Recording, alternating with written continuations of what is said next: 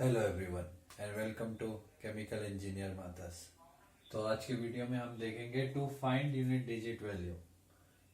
अगर हम मल्टीप्लिकेशन या कुछ भी करते हैं, नॉर्मल मल्टीप्लिकेशन करते हैं तो इंटू 4 2 1 इंटू 5, इसमें तो यूनिट डिजिट जब इसको सॉल्व करेंगे यूनिट डिजिट वैल्यू निकालना इजी है। 5 4 ज़ा 20 तो 0 यूनिट डिजिट वैल्यू होगा। अगर हमारे पास इससे बड़ा हो, लाइक सपोज कीजिए 2 की पावर 50 57 कुछ भी हो, या 3 की पावर समथिंग 514 हो, या 3 की पावर 514 फैक्टोरियल हो, इस टाइप का होगा तो हम इसमें यूनिट डिजिट की वैल्यू कैसे निकालेंगे वो देखते हैं। उसके लिए हमें सबसे पहले पावर साइकिल देखना होगा। पावर साइकिल होता क्या है? पावर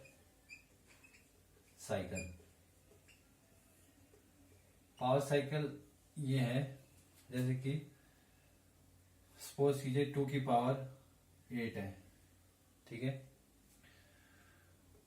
2 की पावर 1 कितनी होती है? 2 2 की पावर 2 8, 2 की पावर 3 सॉरी 2 की पावर 2 4 होता है, 2 की पावर 3 8 होता है, एंड 2 की पावर 4 16, एंड 2 की पावर 5 32। पावर साइकिल बेसिकली ये है कि जब तक आपका यूनिट डिजिट वैल्यू डिफरेंट आता जाए, कितने बार मतलब कितने पावर तक आपका यूनिट डिजिट का वैल्यू डिफरेंट आ रहा है। जैसे कि सपोज यहाँ पे 1 है 2 आया, पावर 2 था 4 आया, पावर 3 था 8 आया, पावर 4 था 6 आया, पावर 5 था वापस 2 आया। मतलब कि पावर साइकिल होगा 1 2 3 4। पावर साइकिल इसका क्या होगा? 4, क्योंकि 4 पावर तक इसका यूनिट डिजिट का वैल्यू डिफरेंट आ रहा है। यही यहाँ पे मैंने सारे नंबर्स के ऑलरेडी निकाल के रखे हैं कि पावर साइकिल 4 है, और यूनिट जब पावर साइकिल 4 है तो यूनिट डिजिट की वैल्यू क्या आ रही है? 6। अब सपोज कीजिए 3 का निकालते हैं, 3 की पावर 1 3, 3 की पावर 2 9, 3 की पावर 3 27, 3 की पावर 4 81, 3 की पावर 5 243। तो पावर साइकिल क्या आया? 4, एंड यूनिट डिजिट की वैल्यू क्या है? 4 पे 1। ये सभी के निकाले हुए हैं मैंने पहले से ही, ताकि वीडियो का लंबा ना हो जाए, ठीक है। तो पावर साइकिल आप समझ गए ना कि minimum power at which we are getting different unit digit value, ठीक है। तो ये हो गया पावर साइकिल। ये पावर साइकिल निकालने की जरूरत क्या है? अब सपोज कीजिए कोई क्वेश्चन है 2 की पावर 50, तो हम इसको बेसिकली पहले पावर साइकिल में ब्रेक करेंगे ऐसे। 2 की पावर 4, ठीक है। अब 4 से डिवाइड कीजिए 50 को, कितना 12 चौका 48 12, और 2 की पावर 2 एक्स्ट्रा बचेगा। ये कितना होता है पावर साइकिल? इससे हम इसका यूनिट डिजिट वैल्यू क्या आएगा? 6।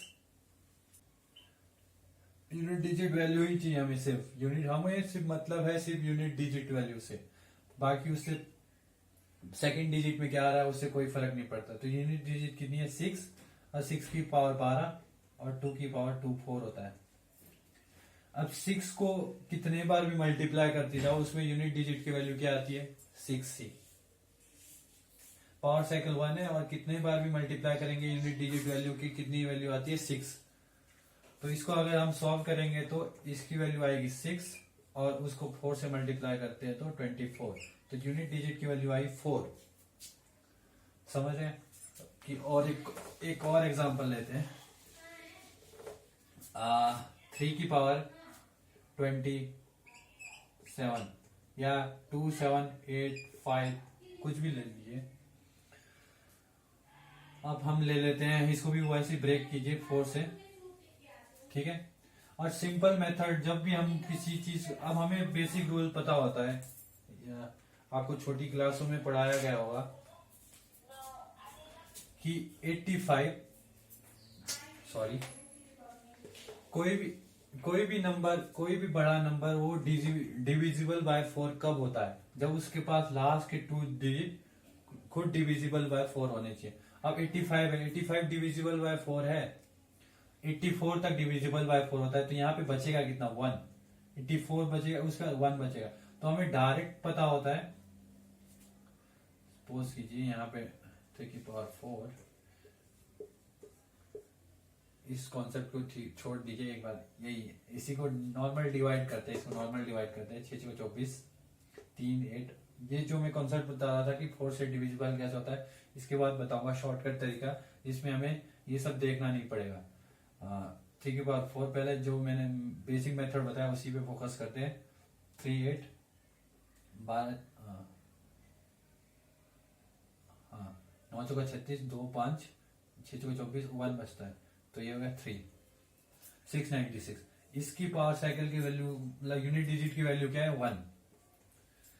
मतलब 3 को 4 81 आता है, 81 मतलब यूनिट डिजिट 1। अब हमको 1 को पता है कि 1 का कितना भी पावर हो क्या आता है? 1 ही आएगा, और ये 3 तो 3 है, 1 इंटू 3 3, तो यूनिट डिजिट की वैल्यू 3। ठीक है, ये भी हो गया।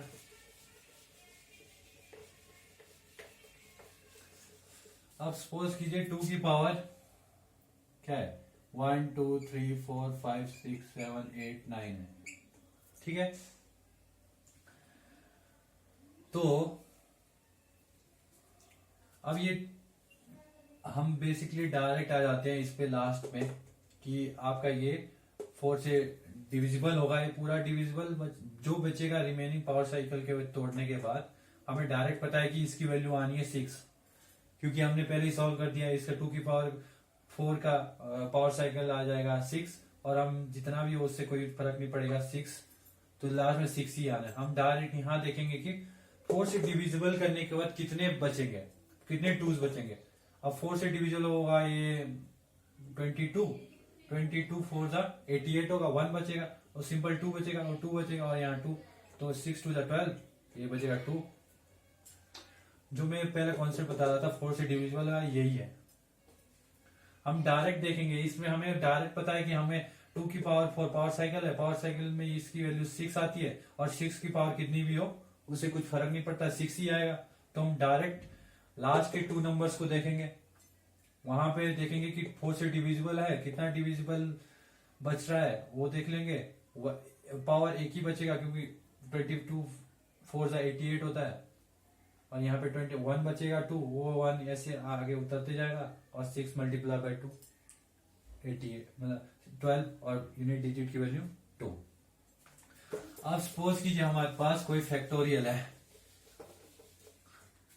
3 की फैक्टोरियल 212 फैक्टोरियल। समझ रहे हैं आप ये क्वेश्चन? अबे हमें बेसिकली हमने मेथड क्या, हमें 4 के टर्म्स में तोड़ना है। अब बेसिकली कोई भी एक नॉर्मल फैक्टोरियल लीजिए, 10 फैक्टोरियल, ये 4 से डिविजिबल है? बताइए। बिल्कुल है। कैसे है? ये होता है n फैक्टोरियल। अगर कोई भी n फैक्टोरियल यदि 4 फैक्टोरियल से ज्यादा है, तो वो किससे डिविजिबल हो जाएगा? वो 4 से डिविजिबल होगा ही होगा। क्यों? क्योंकि इसमें इसको खोल के देख लीजिए, बिल सिंपल, 10 इंटू 9 इंटू कुछ भी होगा, समथिंग लास्ट में 4 तो आएगा ही। इसमें 4 आएगा, मतलब कि ये 4 से डिविजिबल होगा ही होगा।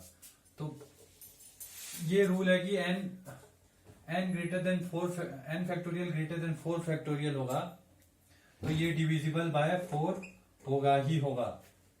इससे क्या कंक्लूजन निकलता है कि ये अंदर कुछ भी हो, हमें क्या फर्क पड़ता है? हमें कुछ नहीं फर्क पड़ता। हमें इसका पावर साइकिल की वैल्यू पता है, क्या है? 1। और ये तो 4 फैक्टोरियल से डिविजिबल है ही है, तो इसका डायरेक्ट यूनिट डिजिट वैल्यू क्या आ जाएगी? 1। यही है। अगर आपको वीडियो अच्छा लगा हो तो लाइक कीजिए, शेयर कीजिए, और सब्सक्राइब जरूर कीजिएगा। और बाकी खुद से प्रैक्टिस कीजिए और खुद ही डिफरेंट एग्जांपल्स बनाइए और खुद ही सॉल्व कीजिए। Thank you.